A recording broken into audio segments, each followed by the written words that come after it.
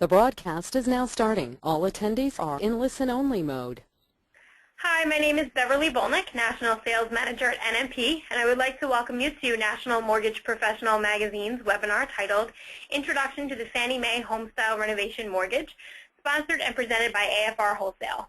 I would like to thank all of our webinar attendees for taking the time out of their busy days for this very valuable and informative webinar in our ongoing series of webinars. Conducting today's webinar is Damon Richardson, AFR's Fannie Mae HomeStyle Renovation Mortgage Specialist. With 12 years of mortgage industry experience spanning several underwriting roles, Damon Richardson has consistently brought a high level of professionalism to his work while never sacrificing a personal touch. Working as both a frontline and QC underwriter, Damon operates under the belief that communication and customer service are the tentpoles of success in today's business landscape. As AFR's Fannie Mae HomeStyle Renovation Mortgage Specialist, he hopes to share with you his expertise in order to facilitate stronger business relationships in today's ever-changing mortgage landscape. If you have questions during the webinar, please be sure to send them via the Questions tab on your GoToWebinar console, and we'll try to answer as many questions as possible throughout the webinar and at the end at the Q&A session. Also, we will be sending out the PowerPoint presentation and a link to the recording of the webinar to all registrants tomorrow for your future reference. Without any further ado, I'd like to turn things over to Damon Richardson. Thank you, Beverly. I always appreciate that introduction. It is absolutely phenomenal. For any of you that don't realize, Beverly is actually really awesome at getting people ready for these things and getting us all set up. So I appreciate the opportunity to be here with all of you today, and I certainly am very appreciative of the time that you're spending with me. I know that everybody's time is very valuable. And, let's start to get into this thing as slowly as we can initially. And I realize that as someone that actually presents this program on a fairly regular basis, I realize that for many of you this is going to be the first time out, and that quite literally, the goal can't be to try to make you guys experts in the program after just sitting through one session. I mean, the bottom line of it is this is the mortgage business. It always is going to require some of that tactile experience, actually working through funding some of these loans to really feel comfortable. But what we absolutely can do, we can go through all of the conceptual items in the loan, and we can try to gain, that familiarity that you would need so that you would never have to truly feel that you're literally in no man's land. So, so you don't have to feel like you're on the island, like you're lost and you have no idea what to do. So make that the actual goal of the session, and we're going to be very successful in being able to make that happen. Now, we've all heard, about me. Beverly has talked about me, far more than I'm ever really comfortable to do on my own. But I have been in this business, for my entire adult life. And the one thing I can absolutely tell you is that in a loan like this, what you're really trying to create is a customer experience for the borrower that is bar none to any other mortgage that they're ever going to try to receive. Because this isn't the type of mortgage where they have the home and then we're just kind of done and that's it. The mortgage that they receive is just a bill that shows up in the mail every month. There's going to be a period of time after closing where they are literally watching the transformation of their property from its current condition to whatever it was they dreamed that it could be. And you're going to be absolutely the party that was responsible for that. And then as a lender, being the lender, you're going to actually be still interacting with the borrower on an ongoing basis as that transformation is taking place. So the bottom line is we're actually trying to create an experience where the borrower is always going to feel that they have an advocate, that they're safe, that they're protected, and they're going to see that there's definitely a huge advantage in taking out a renovation loan as opposed to just dealing with a cash out refinance or using their cash on hand to actually finance the cost of making renovations to their property. So let us look at the questions that we're going to try to answer today, and these are all the different concepts and ideas that we're going to discuss, and we're going to break these things down and we're going to work through examples so we can actually get a very good understanding of what these things are, how they play together, and how it comes, and how they actually make a very meaningful and impactful program with the Fannie Mae HomeStyle. And the first stop, on that road is to literally explain what the HomeStyle is. Now, the Fannie Mae HomeStyle Renovation Mortgage is quite simply a mortgage that will allow a borrower to either purchase or refinance a property and also escrow the cost of making renovations to that property. Now, for those of you that are familiar with the 203K program, yes, this sounds a lot like a 203K, and it very well should. The overlap between these two programs is higher than 85% in terms of their actual purpose in what they do. However, these two programs could not be more finely tuned to target different audiences, than they are at present. The bottom line of it, they are different programs that certainly have different uses. And the first of those differences that I'm going to highlight right now during this, during this entire presentation is literally the lack of a restriction on luxury items in the HomeStyle. The HomeStyle is certainly a little bit less restrictive, more free-flowing to allow a borrower to create a very true representation of their ideal dream home. And this is going to allow them to do it because this program is going to allow for all of those exterior features that can sometimes be a little dodgy to work your way around inside of a traditional 203K loan. So you can make the installation of a new pool, major repairs or reformation of an existing pool, a new spa, or an exterior kitchen. You can make those things happen with a HomeStyle mortgage, whereas with a traditional 203K, it's not nearly as simple of an actual process. Now, for those of you that are sitting here saying, all right, well, we can do luxury items, so we'll only use the HomeStyle in case there's a pool. If you're looking at it that way, you are quite literally missing a larger part of the picture. And the bottom line, the reason why you would work with a HomeStyle mortgage as opposed to a 203K mortgage is that you're catering to a different type of borrower. We've all had the situation arise in the past where we have lost an overall deal because we found some kind of deficiency with the collateral at the last minute. You order your appraisal, it comes in after you have your approval, and you find a problem with the foundation or the roof of the property, and all of a sudden all bets are off. And you have a conventional mortgage for 80%, and this borrower is just not willing to budge. If you say, hey, let's flip this to a 203K, we can take care of the issue, but they do not want to hear the words MIP. They do not want to know anything about it. They don't want MI. They finance at 80% to avoid it, and now there's really nothing you can do. But in this reality, now we have the HomeStyle, there is something you can do. You can flip them to a HomeStyle mortgage where at 80% LTV, they wouldn't have to worry about that MI factor. It's just not there. So this loan speaks to that different audience. It also speaks to some other scenarios as well. This is going to give you the chance to really strengthen relationships with your realtors because they're going to be able to represent anything in their inventory, every dirty dog property that they could possibly have, into potentially being the borrower's ideal dream home. And in fact, before we go any further, Beverly, I think this is a good time to actually go through one of our poll questions so we can get a little taste for the audience. Perfect. So I'm going to launch that first question. And the question is, have you lost loans due to some deficiency of the subject property? So if you could just answer on your screen, I'll give you a few seconds to answer, and then I'll share the results with you.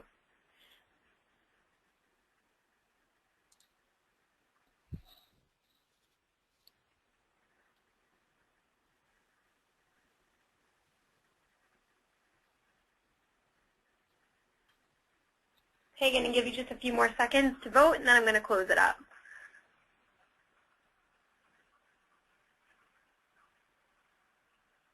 Okay, I'm going to share the results now. So 80% said yes and 20% said no. A lot of people have lost loans due to that. All right, so that first little pain point that we talked about there with losing a file because of collateral, this is something that the vast majority of you have experienced, and with any experience in the business, this is something that is far too common. Why not use the HomeStyle to convert more of those opportunities into closable loans? And quite frankly, if a borrower is already looking at making those types of repairs to the property, they can also get into their want list, and they can start talking about what customizations or what items they would want to improve about the property as well, which is only going to lead to now a larger opportunity to make the borrower's dreams come true. Not to mention, this is going to be a much larger loan now than what you were initially anticipating, because now you're also taking on that renovation aspect as well. So with speaking about that particular opportunity, we're also going to give borrowers the opportunity that already feel that they're living in the perfect place. You say everything's about location, location, location. If their current location is perfect, but their actual property is less than ideal, whether it's too small, whether they just don't like, they don't care for the layout, the floor plan just isn't as modern as they would need, they want more modern amenities, they're going to have the ability to not have to just look at moving. They can actually take their perfect ideal location and create their ideal dream home right where they stand. Also, for a borrower that is looking to find a more ideal locale, they're going to be able to take a look at every single property in that location, even the ones that seem like they're, even the ones that seem like they're a little, structurally obsolete, aren't quite as modern, but they're going to be able to go in and then make great strides by taking a more affordable property and making the renovations that turn it into the open concept layout that they were looking for with a this century kitchen as opposed to the one from 1974. They're going to be able to make all of these differences and be able to absolutely work in a market and create the perfect ideal situation, not only for the location, not only for the design and layout of the home, but for their budget as well. You're going to give them more flexibility than borrowers have really ever had before, with a program that is very much open to the idea of working with what their ideals are for what they want to include inside of their dream home. Now, Beverly, with all that information, let us do the second poll question. Absolutely. Do you see the value in becoming the renovation funding specialist in your market? You can answer yes or no on your screen.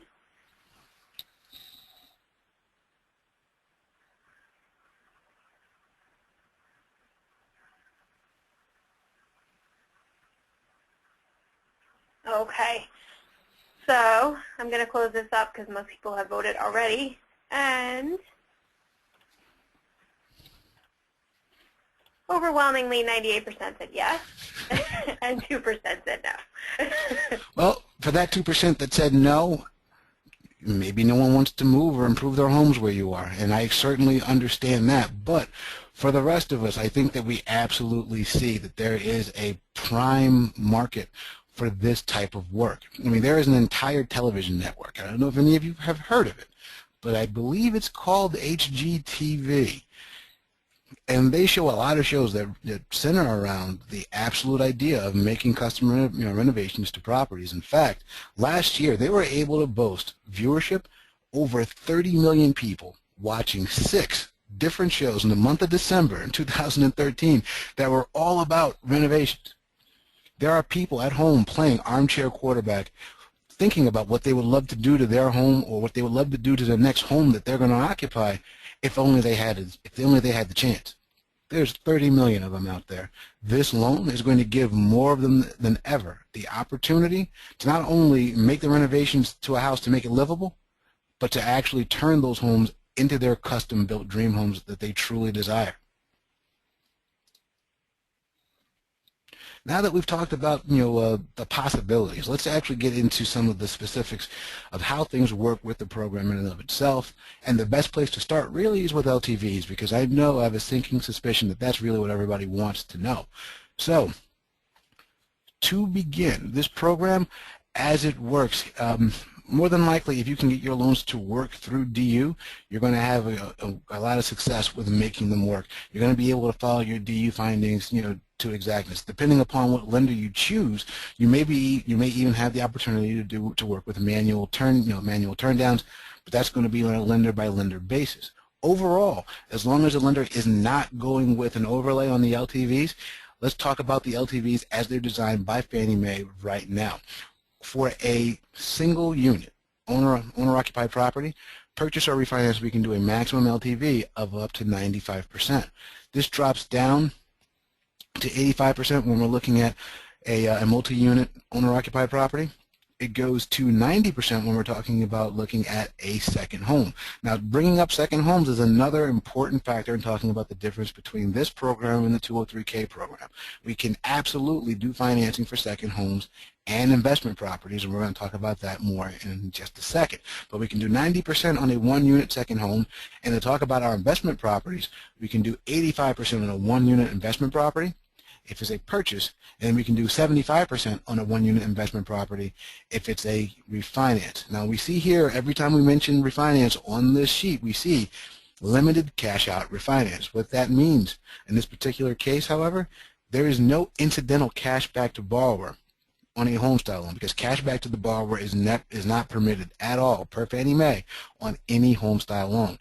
So even if we have that that balance of $1,000 or 1% of the loan amount, whichever one is greater, even in that case, those monies cannot be given over to the borrower at closing. They must be applied to the borrower's mortgage as a principal reduction, if that is the case.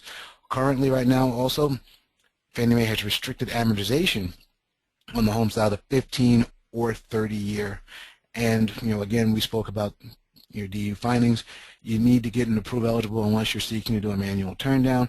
If you have your approve eligible rating, we're going to be able to follow the ratios and the documentation requirements as they're presented on your DU findings. In terms of our eligible property types, we've already spoken about 1 to 4 unit owner-occupied properties and single unit investments. Obviously, your second homes is covered in that mix as well. This is a Fannie Mae program, so it should be obvious that we're talking about being able to work with any condo that's in a warrantable condo project. So all warrantable condos are going to be accepted. Absolutely, for all of the subdivisions across America, we can absolutely work with PUDs. And considering this is a very investor-friendly program, we can truly, talk about the foreclosures, REOs.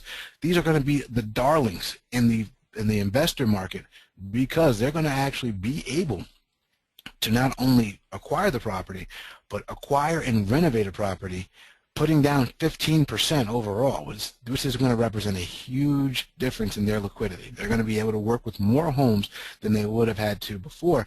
Not to mention, they're going to be able to maximize their investment. They can take a foreclosure property and turn it into a premium rental in that area. Or if it's a property that they truly just want to flip, they'll be able to not only, justify the cost, for the future sale, but they're going to be able to revitalize an entire neighborhood by making it a premium listing. They're going to have a home that can be priced literally at the top of the market, while only having to leverage 15% down overall between the total cost to acquire and renovate the property.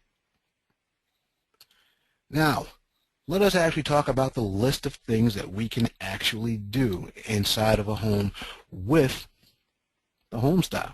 Now, the list that we have here on this slide is pretty extensive, and it covers a lot of different things, everything from minor cosmetic repairs all the way up to grand structural alterations. There are many things that we can do with this loan. In fact, there are so many things that we can do, it is very difficult to give you an all-inclusive list. I don't think one is really possible. The rule for Fannie Mae on what we can actually perform inside of a HomeStyle mortgage quite literally hinges around 2 words that are on this slide, and they are permanently affixed. So here's the rule, just so we can actually make this concrete for you. The rule is you can escrow the cost of any renovation that is A, going to augment the value of the subject property, and B, is permanently affixed to the subject property and will be a permanent new feature of the real property. So, provided that the renovations that we're talking about are going to improve the subject value and are permanently installed into that subject property, we're going to be able to finance them through the HomeStyle. Now, to further take this out of the land of being conceptual and make it even more concrete than that, let's put it in the terms of a kitchen refinance like we see in these 2 lovely examples that are on this particular slide. Inside of these kitchens, there is absolutely an opportunity to make either the purchase of new appliances or to replace existing appliances that were there. In terms of things like the over-the-range microwave or the range itself, a dishwasher or a wall oven, these are all items that are permanently installed inside the cabinetry of the kitchen, and therefore they become permanent features of the home. The difference here, these consumer-grade refrigerators, they are easily unplugged and moved with the borrower when they move from the property. Fannie Mae does not consider refrigerator purchases to be permanently affixed to the subject property, therefore they aren't eligible to be purchased with HomeStyle funds. However, if the borrower were to go a little bit more on the extravagant side and decide to get a sub-zero refrigerator that was custom installed into the cabinetry, that is a refrigerator that would become a permanent new feature of the property and therefore would be perfectly allowable inside of the budget of a HomeStyle loan. In terms of the list of things that we actually cannot do, this is a much simpler thing to define. Anything that is not permanently attached to the subject property is going to be not allowed, and that's the rule that we were just discussing on the previous slide. Also, any improvements that are going to be for a business or commercial purpose. If the borrower's main dream is to turn their home into a waiting room for their dental practice, unfortunately, that's not a dream that they're going to be able to finance with the HomeStyle itself. And then last but not least, and you're going to see this for a very common sense reason as we look at the structure of how these loans are put together, items that will not increase the value of the subject property. Unless the borrower has a tremendous amount of equity already built into the property on a refinance, you're going to see that structurally it will be very difficult to justify the actual expense of those renovations inside of a HomeStyle loan. Now, another feature that I highly recommend that you use, especially for more complicated renovation plans, is going to be some type of analog that can stand in for a HUD consultant. Now, for those of you that are familiar with HUD consultants and what they do on the 203Ks, you will instantly nod your head and say, yes, I can definitely see how they are going to be a huge help and advantage. For those of you that are not as familiar, let me explain to you what the actual HUD consultant does. They give the borrower a report that's called the Specification of Repairs Report, and quite literally, this can be used as an overall guide on what they can expect to actually pay for all the renovations they plan to make to the subject property, and then B, it's going to actually point out any health and safety issues that need to be addressed as well within the property, so if the borrower is not blindsided by these items later on in the process, they can find out about all of these things right up front. Next, a HUD inspector actually shows up and makes on-site inspections of the work as it's being performed and actually completes a report that outlines the completion so that the contractor can be paid. This is going to give a huge security blanket to the borrower. They're going to have an on-site advocate that is actually there to look at the work, to determine how much is complete, so that the contractor is not just there able to easily pull the wool over their eyes or abscond with any of their hard-earned money. This is going to help the borrower tremendously. Also, as a lender, this is going to help us. This is going to remove us from being in the middle of any subjective arguments over quality of work. We're mortgage lenders. The last thing that we want to decide is what quality grout work looks like. So let this third party that is completely neutral be the one in charge of making those decisions. It's only going to help everyone that much more. Now, obviously, HUD consultants are not something that they're not going to work for free. They're actually providing a great deal of value inside of the proceedings when they're used. So they do charge an upfront fee. This fee is going to range anywhere between $400 and $1,000 depending upon the actual write-up that they give in its dollar amount for the borrower. For any of you that are not familiar with finding HUD consultants, I am providing a link here on this slide. It goes directly to HUD's webpage where you just quite literally put in the geographic information and a list of consultants will actually pop up, and it's just best to let the borrower choose from that base list in and of itself. And for those of you that are not familiar, just to give you a little bit more detail, here is a chart that can show you what fee you can expect from a HUD consultant depending upon the dollar amount of their overall write-up. What I want you to remember about these initial consultation fees, these fees are something that should be included in your APR calculation, so therefore they must be included on your initial GFE and disclosed to the borrower. Obviously, it's best to take the maximum fee that you could possibly expect and disclose there, and then worry about making downward adjustments or the removal of the fee at all if it's not going to be necessary for the particular loan. Obviously, if you're going to have a very uncomplicated, very simple renovation, there isn't a need to go for this type of complication. But if you're talking about making structural repairs or just a very large dollar amount for the borrower, it is best to actually have as many controls in place as possible to make sure that you're protecting that borrower, safeguarding them, and then that's going to only enhance and give them a greater sense of value overall with making a decision to work with a renovation mortgage in general. And then last but not least, a certified HUD consultant can provide one other important service to the borrower. If the borrower has a situation where they're looking at a home where their plan, it's just not going to work with this particular property. The property is too far gone, or it just has too many issues, and it's going to take a significant, significantly more immersive financial, commitment to restore it. They can let the borrower know this right up front, and instead of charging the full amount for the write-up, they can defer to what's called a feasibility analysis. And with the feasibility analysis, they're going to be able to let the borrower kind of get out of jail free with a much lower fee. And that's going to be something else that really does help out a lot. Now, let's move on to the role of our contractors, and let's talk about how the Fannie Mae HomeStyle can work with contractors. Now, for those of you that that are aware with 203Ks, this actual role, for the most part, is going to work with most lenders the same way that they work it in their 203K program, because the way Fannie Mae vets lenders overall, they take a look at their overall performance with 203K loans, and they make their decision on whether or not to give the lender the authority to do HomeStyle loans, primarily based off of that. So we always recommend having one general contractor that's going to really be in charge of the proceedings overall and be responsible for the creation of a bid that's inclusive of all of the work that is actually done is a great help, because it really helps to simplify things, to give the borrower one point of reference to look at so that everybody can be on the same page of everything that's actually happening. When you operate this way, it is actually best as a lender to deal with just that one general contractor as opposed to dealing with 4 contractors that are all in charge of different parts of the actual work. You make the general contractor the one that you remit all funds to, and then make it their responsibility to then subsequently remit payment to the subcontractors as their work is completed as well. Now, with this being done, the general contractor is going to be responsible for the creation of a bid that is encompassing of all work that is actually being done, and we're going to make sure that the contractors are sufficiently licensed and insured in the municipality that we are working in. Each lender is going to have a different way of going about that. I know certainly here we have our ways, but to be honest with you, taking this service off of the shoulders of the borrower and making it the lender's responsibility is just another way of really minimizing the amount of stress that the borrower is going to have to go through. Because again, this is, as a product, is really about borrower experience. We want to give them the best possible experience. We want to make renovating their home easy.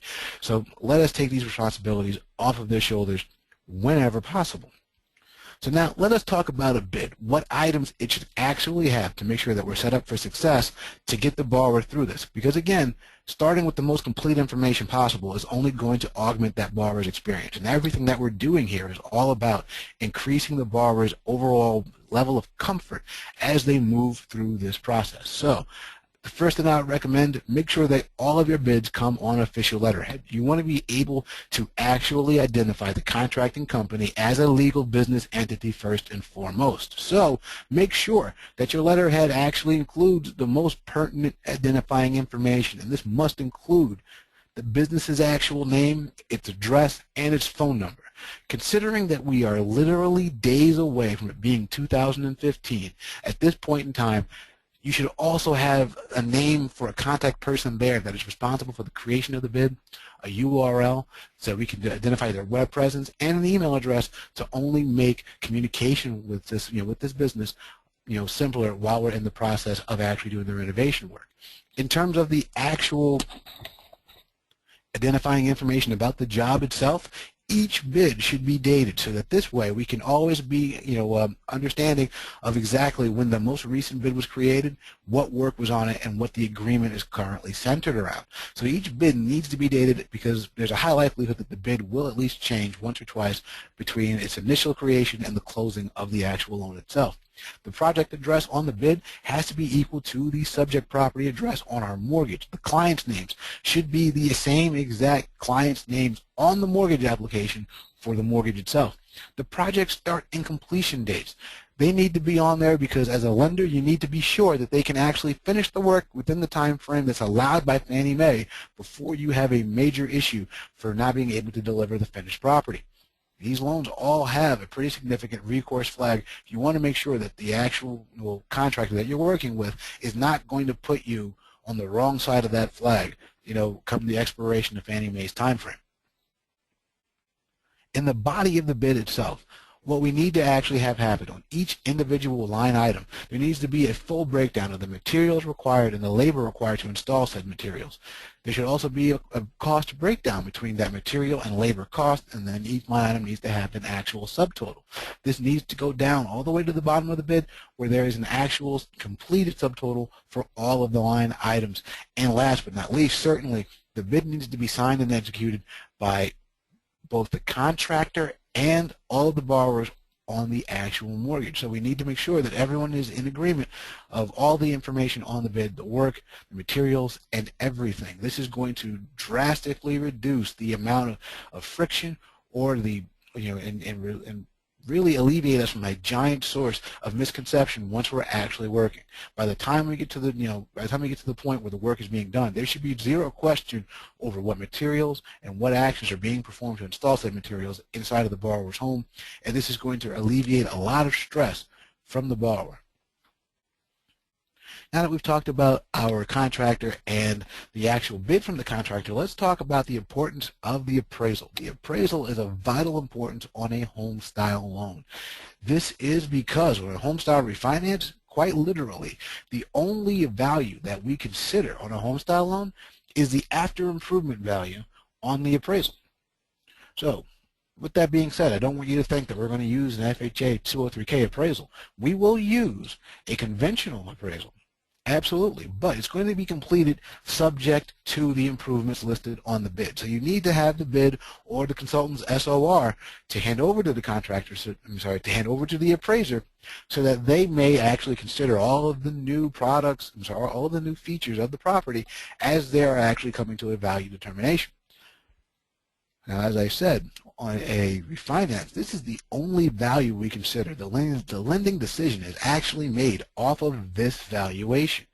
So if a property is currently underwater in its current condition, meaning that it has liens that are in excess of the property's current value, since we do not consider the properties as its value at all, we can still refinance that property if our renovation plan is actually going to deliver us a value that gives us an acceptable LTV overall. So this is another significant difference between this program and the 203K program. We don't have to be worried about the property's current underwater status. We're going to be able to move forward. Now, things work out a little bit differently when we talk about purchases. However, the example we're going to work through is a purchase example, so we're going to be able to see what we're talking about in just a couple of moments. Now, let us actually discuss what we can include in our repair escrow on a HomeStyle loan. First and foremost, we can absolutely include the total cost of the actual repairs in our renovation escrow. So we can take that entire amount from the contractor's bid and we can put that into escrow. We're also going to make sure that there's always a minimum of a 10% contingency reserve held in escrow as well. Now, for those of you using HUD consultants, you can absolutely see, depending upon risk characteristics of the property, they may actually recommend a much higher contingency reserve, and it can go as high as 20%. Even with the company that I work for here, sometimes we even go beyond that depending upon just how risky the work could be. But you want to make sure that you're absolutely protecting the borrower in the event that something catastrophic were to be discovered during the renovation, that you have money to actually address those issues. I mentioned that the consultants actually do an inspection while the work is being carried out. All those inspection fees can be included in the repair escrow amount as well as up to 6 months of mortgage payments if the property is going to be uninhabitable during any course of the renovation process as well. Fannie Mae requires a title update at the end of every HomeStyle loan, so the cost of the title update can absolutely be included, as well as any resulting architectural or engineering fees if the borrower needed to consult with an architect or engineer during the course of drawing up the plans and specs, and of course permits wherever they are applicable. The one thing that I want you to realize, the one major caveat and why our appraisal is of such vital importance inside of a HomeStyle mortgage, we do actually have a limitation to what our repair escrow amount can be. That limitation is going to be defined in your appraisal. We're going to set the limitation at 50% of the after improvement value listed on the appraisal. And let me clarify, that's not something that we've set, that's something that Fannie Mae has set. So that is our maximum limitation. So if your renovation plan is not focused on making value-adding renovations, you can see how we can very easily eclipse that 50% mark if we're not careful. So make sure that you are steering your borrowers toward making value-adding renovations to the property. Now, for those of you that are wondering how we determine the maximum loan amount on a home-style loan, you are in luck. We are at the point where we're going to talk about the maximum mortgage worksheet as it exists for the home-style. Now, for those of you that are familiar with the 203K, do not submit a 92-700 on a home-style loan. No lender is going to accept that. There is actually a form called the 1035 that Fannie Mae has created that is the home-style maximum mortgage worksheet. It is a very simple to complete worksheet because it is quite simply a ledger that works down the right side of the page. It is very easy to complete. In fact, I have some very simple instructions here that can help you understand the best way to actually complete the worksheet in and of itself. Now, with that being said, I'm going to tell you to put it the most succinct way I possibly can. To complete the worksheet, start in section C and then work your way up through sections B and then sections A. The reason why, in those sections, instead of making calculations, first you're putting in all of your all your information from your supporting documentation, and then it'll be very easy to make your calculations in sections A, D, and E after filling in all that pertinent information first. So now, let us actually take the chance to work through an actual example of a purchase as I promised that we would. Now, this is actually a sanitized section of a bid, from a job that actually, happened just some time ago. Now, with this, we can see that we sanitized one page. It has the body of the actual work. You can see the layout here, of what's actually happening and the line items themselves, and then you see the actual total amount of work totaling out to $43,545 worth of work. As you can see, this is a pretty extensive rehab plan. Now, let us take a look at the corresponding SOR, the consultant's work write-up that came in with this job. On the left-hand column, basically, it's identical to what the contractor had. It totals out to the same amount of work, but on this right-hand column, we see the inclusion of two new items. These two items are the contingency reserve and all of the consulting fees for the actual inspections that are going to happen during the course of the work being completed. With these two items included, we are now going to work with a total of $48,774.50. So now let us take a look at the actual maximum mortgage worksheet and see how all these items come together on it. On the MMW, we're going to start in section C, just like I promised. And let's take a look here in section C1, box A. We're going to take the entire amount from the contractor's bid, and we're going to put that there. We're not going to break that down any further. There's not really a need to. As long as the items that are accounted for are all present and available here, we don't have an issue. So the $43,545 is going into box A in section C1. In box B, we're going to put in the contingency reserve from the SOR. We're then going to take the actual inspection fees. We're going to put them in either box D or E, whichever one you choose to use. It doesn't really make much of a difference to us as long as you actually account for them. Next, we're going to go down to section C2. We're going to put in our total. So that still totals out to the same number, that's $48,774.50. Now let us work our way up to section B. In section B, we are going to go to our sales price. We're going to take our contract of sale, we're going to put in our base sales price there, $175, $100 was the sales price of this particular property. Now let's take a look at the as completed value from the appraisal, and we're going to list it here in section B3. So section B3, we put in our appraisal value, $248,555. Now we're going to work up to section A. In box A1, we're going to put in our maximum applicable LTV. So since this is the purchase of a single-family residence, it's going to be owner-occupied. We have a max LTV of 95%, so let's put that there, 95% LTV. Now we're ready to make our first calculation, and it's a pretty simple one. We're going to calculate the relationship between our total amount for our repair escrow to the value of the property overall. So we're going to divide our repair escrow amount, $48,774.50, by our appraisal value of $248,555, and that's going to yield us that ratio. In this case, it's 19.63%, which is not in excess of 50%, so we're fine there. We're not in violation of any tenet of the program just yet. Now, let us work down to Section D. In Section D, in box D1, we're going to actually make our first calculation, which is our total acquisition cost. In this calculation, we're going to take our total amount for rescue, our total amount for our repair escrow, in box C2, and we're going to add that to the purchase price. So that combined price is $223,874.50. That is our total acquisition cost. Now we're going to bring down our appraisal value and we're going to compare the two. On a purchase, the actionable value, where we make our lending determination off of, will be the lesser of these two numbers. So it's going to be the lesser of your total acquisition cost or your appraisal value. In this case, that's our total acquisition cost. So we're going to take 95% of $223,874.50, which is a total of $212,680.77. And just like that, no drum roll needed, the maximum mortgage worksheet has lived up to its name and given us our maximum possible loan amount. In Section E, this section is all about giving us our earliest prediction as to what the borrower's out-of-pocket expense at the closing table may be. So we're going to actually take, all the different factors, which would include our repair escrow amount, the purchase amount, our maximum mortgage amount, all of our prepaids, closing costs, any credits or monies that the borrower may have already paid, at the contract. We're going to total all that up together, and it's going to actually give us our initial estimate as what the borrower will have to bring at the table. Now, to speak about where you're going to find that information for your prepaids, being in the mortgage business, we should know to look on our application quite easily to find all those pieces of information in the details of transaction.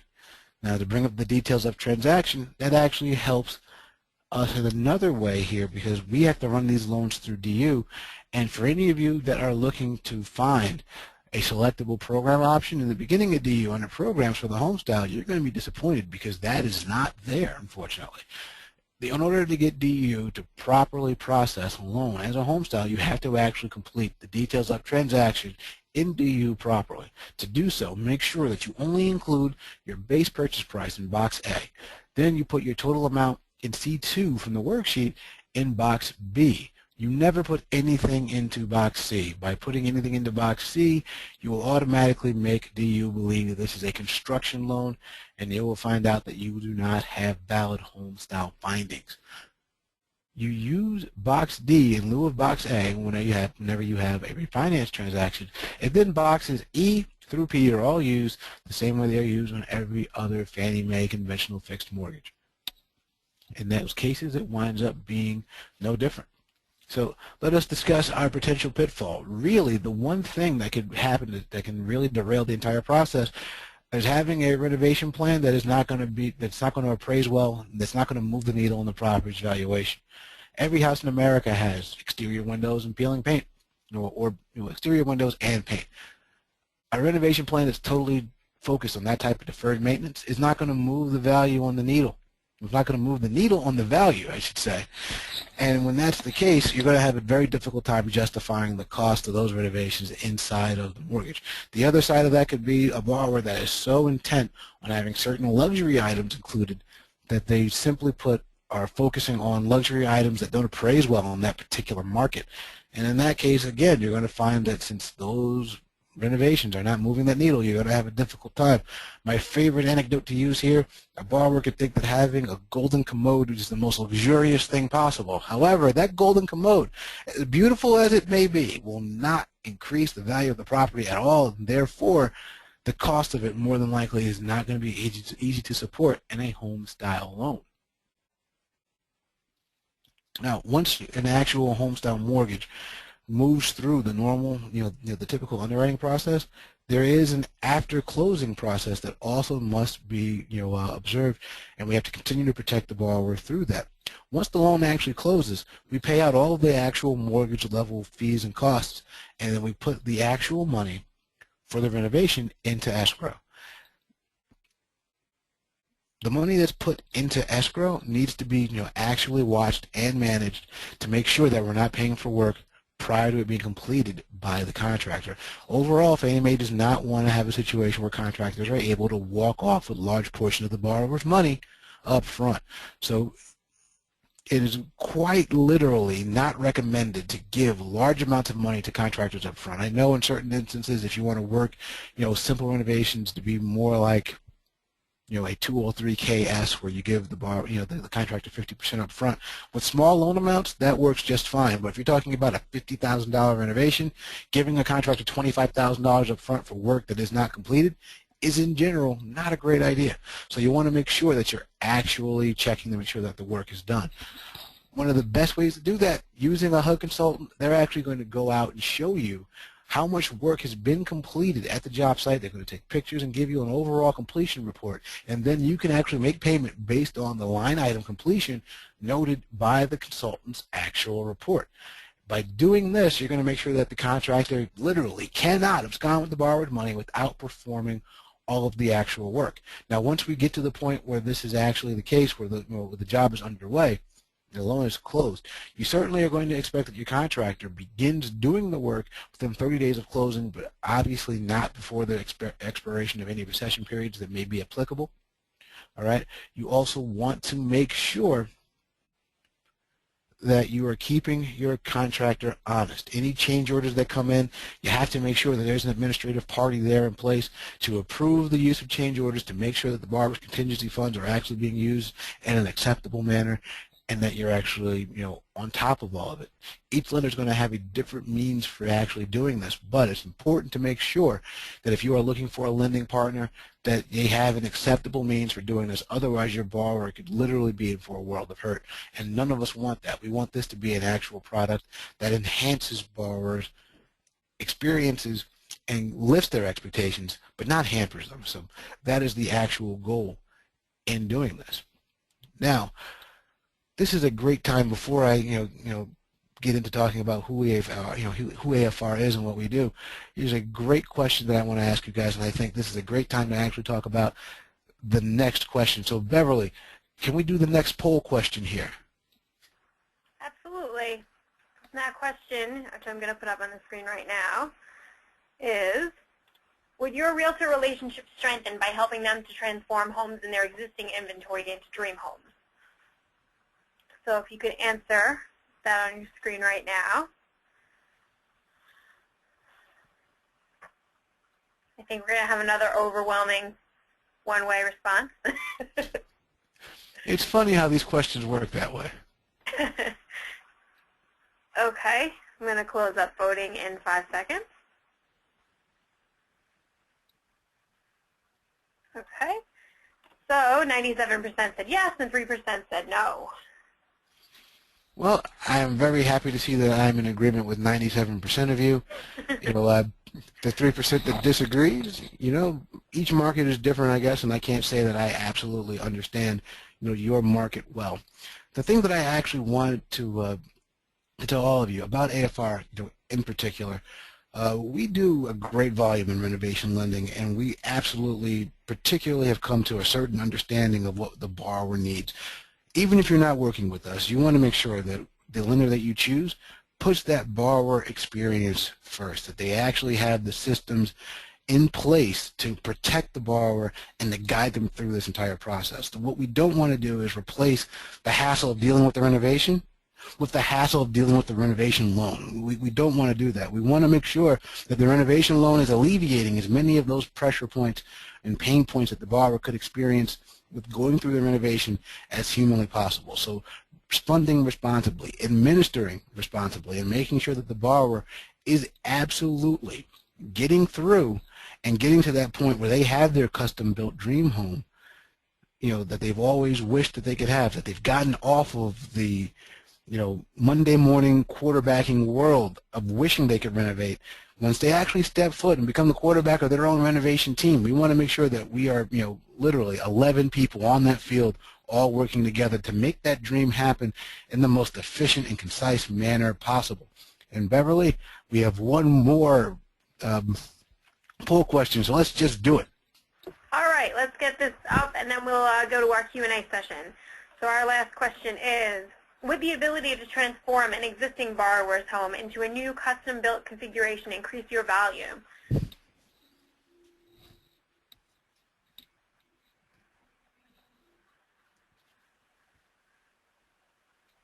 All right. I guess I should just close this one up because 100% of people said yes.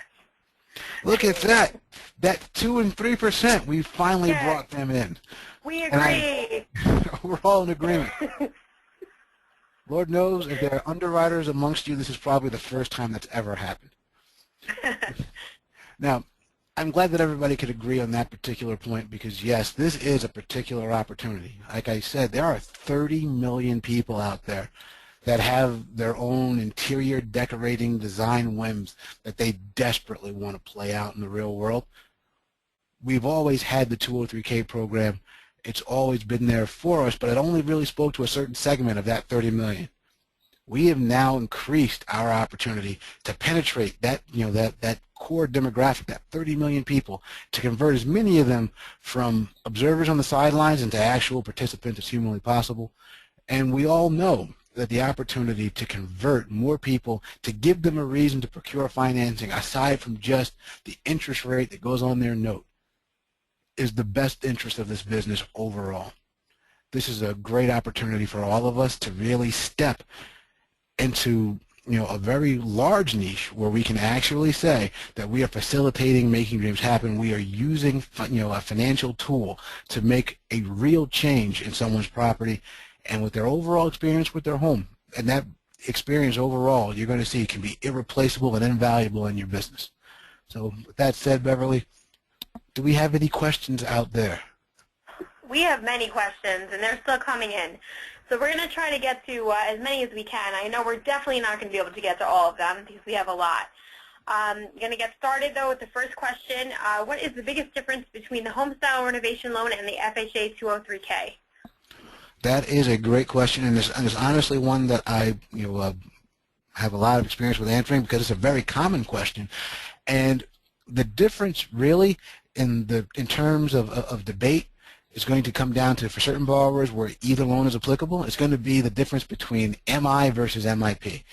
And in that debate, you have the possibility of a borrower that can finance at 80% or below on the LTV and not have MI in their payment at all, or for a borrower that does have to have MI, which one will be cheaper for that borrower. The next thing is going to come down to planned renovations. There's going to be a crowd that really wants to take advantage of those, the ability to use luxury items, that wants to have, their own grotto in their backyard, with, a small support or a small accessory structure to be a pool house where they can, have the best backyard parties ever. For those people, the HomeStyle may be a much more comfortable fit. So it's going to come down to a difference between the type of borrower that you have and what they're looking to accomplish, really. Okay, I'm still getting a lot of questions from people. We will be sending out the PowerPoint presentation tomorrow, a PDF of it, so you can view that.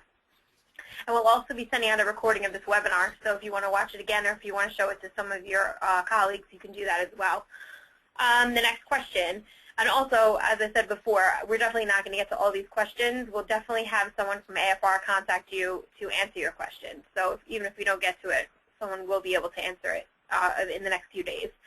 The next question, what is an example of luxury items that can be added with the HomeStyle renovation loan? Well, another great question.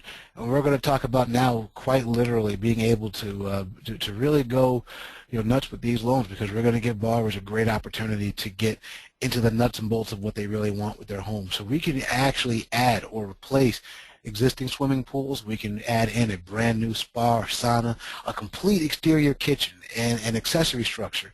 If the borrower wanted to build an oversized garage, if they wanted to make a pool home with, which would include some living space inside of it, they're going to be able to go nuts and really get into everything about the exterior landscape of their property that they've ever wanted to get into before. When they turn their sights on the inside of the home, quite literally, the sky is the limit in terms of what they really want to do, provided it's actually going to increase the value of the property overall. So to really get into it, our limitation is the borrower's imagination, and that's probably a pretty scary thing to say, but that's the reality that we're dealing with. Okay, great. The next question, can a property that is currently underwater be refinanced with a HomeStyle renovation loan? Absolutely. It's another pretty common question that I get. And the big difference between this loan and the 203K, we don't have any actual credence to the property's as-is value at all on a refinance. So we're going to make our total living determination off of the actual LTV that will be delivered after making the renovations to the subject property, which is really going to help us be able to transform neighborhoods and really help out communities in a way that we haven't been able to before. Fannie Mae is using this loan as a tool to bring about great sweeping change by letting borrowers tap into all of that creativity. So we wouldn't want to take a borrower that unfortunately has had some bad breaks and has an underwater property and not let them get in on the fun. If we can deliver an acceptable LTV, absolutely, let's get in there and work with that property as well. And this loan is not going to exclude any people that are in that situation. Okay, our next question. Is there a seasoning requirement to consider for the HomeStyle? That is a really great question, Beverly. 2 stars to the person that actually brought that question out here. For seasoning, Fannie Mae overall has really scaled back their actual printed guides on what they consider seasoning to be and then what seasoning implications there could be on any mortgage. But overall, the answer really is no. Fannie Mae's official stance on seasoning is the underwriter that's looking at the property has to be relatively comfortable that there isn't some kind of illicit flipping scheme in place. So as long as we have a situation where, let's say on a purchase, where the seller only recently purchased the property and is putting it up for sale again, provided, considering that the borrower is now going to be doing a renovation to the property with the HomeStyle, we're going to use our valuation from that particular appraisal, or if that value is going to be higher than the combined sales price and renovation plan, then we're going to default back down to that. So we're not going to be concerned with justifying the actual cost of the property. So anything that you would have to worry about in terms of flipping is not really going to be a concern or an issue. Fannie Mae's only concern is going to be making sure that the underwriter feels relatively comfortable that there isn't some kind of implicit flipping scheme in play. And as long as that's the case, we don't really have an issue. But anything that you see in terms of the HomeStyle and having any kind of seasoning requirements, these are going to be individual lender overlays, but not something that comes directly from Fannie Mae itself.